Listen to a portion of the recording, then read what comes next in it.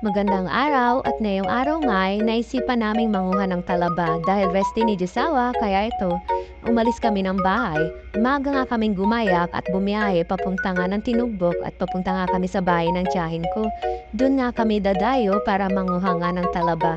Mga ilang minuto rin ang biyahe bago kami nakarating sa kanila. At ito nga't nakarating na kami sa kanila at ito nga ang paligid nila. At dun nga sa may bakawan, dun nga kami mangunguha mamaya ng talaba. Itong mabangka nila, ito nga ang sasakyan namin papunta doon. At ito nga't malalim-lalim na yung tubig dahil pa high tide na yung dagat. At ito nga't naglilibot-libot kami pagdating namin dahil hindi lahat ng puno ay may talaba. Natsatsambahan namin yung iba ay tumpok-tumpok talaga ang talaba. At ito nga't naiwan nga ako sa bangka dahil nga sobrang malalim ng tubig. At hanggang bewang nga ang tubig at malalim din yung putik. Kaya nga sabi ng tiyahin ko ay maiwan na lang ako dito at baka daw makaapak pa ako ng talaba. Kaya ako na lang ang nag-iipon ng mga nakukuhang talaba.